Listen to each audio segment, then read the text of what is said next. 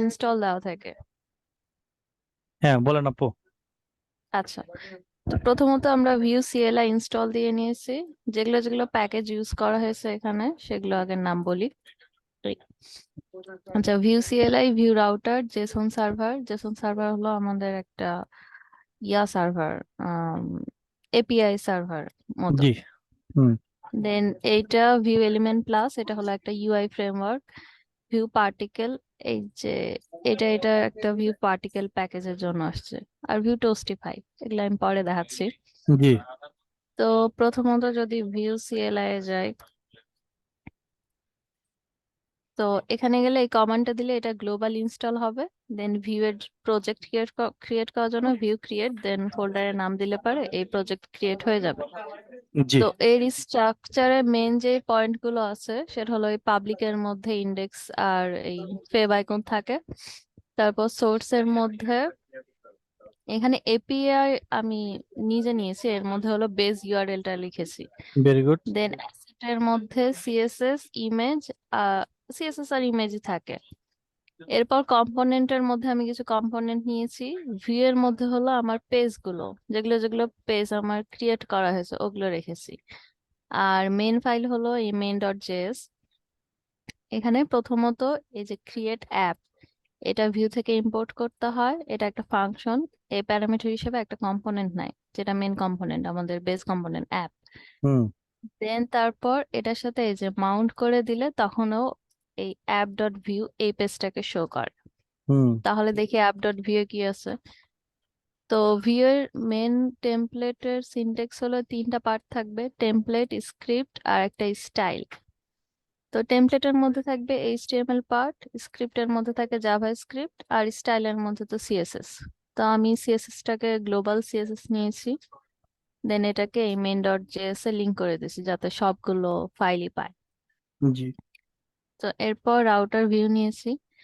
Router view নিলে পারে ও ডিরেক্ট রাউট ডট জেএস এ চলে যাচ্ছে। এখানে গেলে পারে ও রাউট ডট জেএস, এটা আমি এখানে এই যে করে দিয়েছি ইউজ রাউটার, রাউটারটাকে রাউটস ডট জেএস এখান থেকে ইম্পোর্ট করেছি। তো যে গানও এখানে গেছে, এখানে যে ফার্স্টেও দেখেছে যে ওর বেস পাথ কোনটা। হুম। তো ওই জন্য প্রথমে ইউজার নামের একটা আমি ভ্যারিয়েবল নিয়েছি, যেটা লোকালি স্টোরেজ থেকে ইউজার ইনফরমেশনকে ও গেট করবে। জি। করে দেখবে ওর মধ্যে কোনো ডাটা আছে নাকি। যদি ডাটা থাকে তাহলে বেস পাথ ও হোম কম্পোনেন্টে নিয়ে যাবে। আর যদি না থাকে তাহলে বেস পাথ ও লগ ইনে নিয়ে যাচ্ছে। জি। যেখানে আমাদের এখানে ফার্স্টে বেস পাথ হলো লগ ইন পেজ। হুম। তো তাহলে আর লগ ইন করার পর লগ ইন থেকে কিন্তু ও সাইন আপেও যেতে পারবে, কিন্তু অন্য হুম। যে কোনো লিংক দিলে পারে ও ডিরেক্ট লগ ইনেই রিডিরেক্ট করবে। রাইট। এই যে এইটা বোঝাচ্ছে ওইটা দ্বারা। হুম। তো তাহলে পারে সাইন আপ পেজে আসি প্রথমে। ভিউর মধ্যে সাইন আপ কম্পোনেন্ট লিখেছি। কম্পোনেন্ট লিখার মেন তিনটা জিনিস হলো, প্রথমেই কম্পোনেন্ট ডট মানে নেম ডট ভিউ দিতে হবে ফাইলে। এরপর হলো তার একটা নেম দিতে হবে এক্সপোর্ট ডিফল্টের মধ্যে। হুম। আর যেখান থেকে আমি জিনিসটাকে কল করব ওখানেও হুম। হলো ওই কম্পোনেন্ট দিয়ে ওইটার নাম লিখতে হয়। আর এই যে ইম্পোর্টটা দিতে হয়। তো হুম। সাইন আপ পেজে গেলাম। হুম। সাইন আপ পেজে আমাদের আছে একটা ফর্ম আছে, দেন এখানে গো বাটন আছে, আর কিছু লিংক আছে। তো হুম। এখানে ফর্ম সাবমিটের জন্য আমি যে কাজ করেছি, সাবমিট ডট প্রিভেন্ট, মানে সাবমিট নামের একটা ইভেন্ট নিয়েছি, আর হুম। প্রিভেন্টটাকে বলছে মডিফায়ার। হুম। এই ডট দিয়ে যে ভ্যারিয়েবলটা লিখা হয় টেক্সটটা, হুম। এটাকে বলা হয় মডিফায়ার।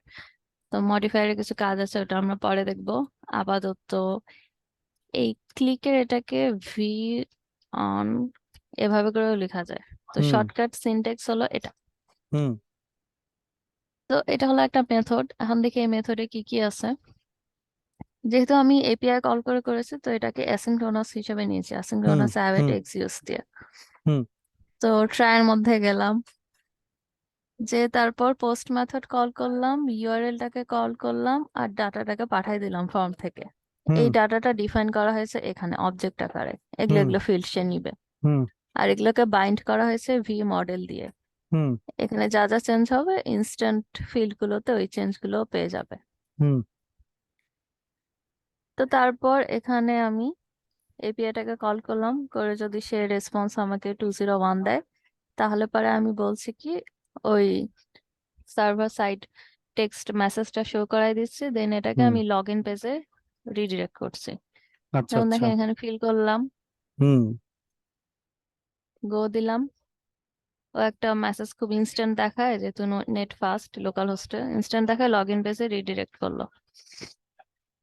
তাহলে লগ ইন পেজে যাই, লগ ইন পেজেও সেম ফর্ম দেয়া আছে। আর এখানে বলা হয়েছে যে এই ফর্ম যদিও সে পায়, তাহলে পারে কি করবে, লোকালি স্টোরেজে ইউজার ডেটাটাকে সেভ করবে। এটা নেক্সট হলো ভিউএক্স এ সেভ করবে স্টেটে, দেন এর পাথ পরিবর্তন করে ও বেস পাথে নিয়ে যাবে। আর এই রিলোড দেওয়া হয়েছে কারণ ওর সাথে সাথে আপডেট নিচ্ছে না। তো এখানে আমি একটা ইউজার নেম বসাই। ও আচ্ছা, আর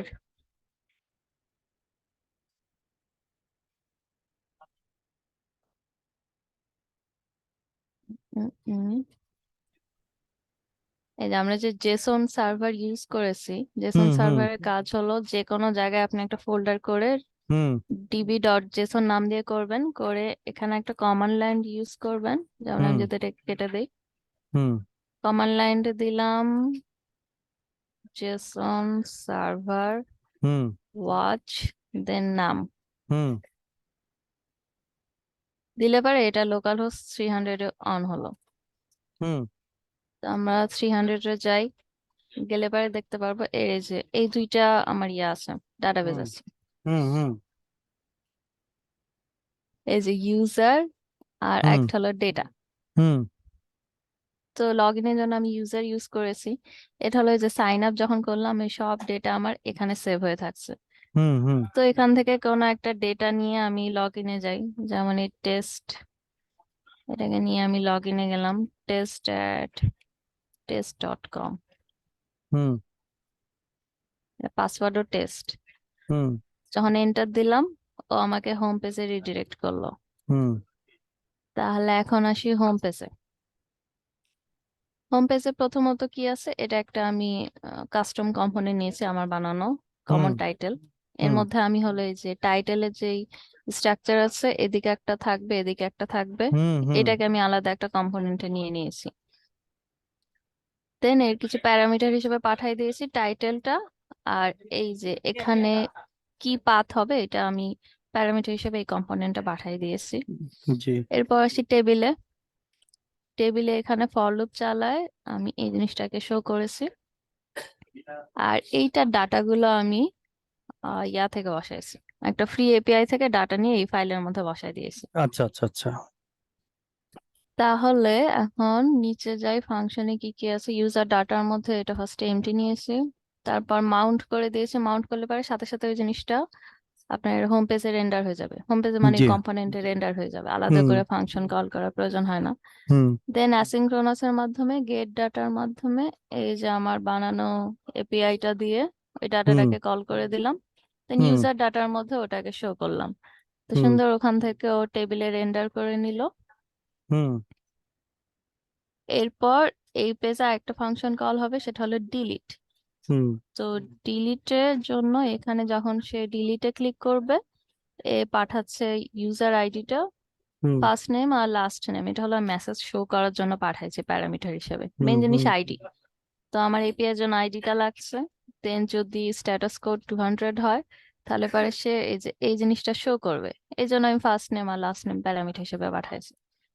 শো করার পরে আবার গেট ডাটা ফাংশনটাকে কল করবে। যেমন দেখেন লাস্টেরটা যদি ডিলিট করি, এই যে এত ইজ ডিলিটেড, এই হুম। মেসেজটা শো করলো আর ওইটাও ডিলিট করে দিল। Good good.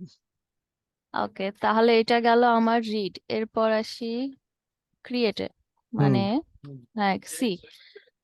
তাহলে পরে ক্রিয়েটে গেলাম, যাওয়ার পরে এর আমি কিছু ফিল্ড দিয়েছি এই কয়টা, তার মধ্যে এই তিনটা জিনিস ম্যান্ডেটরি করেছি।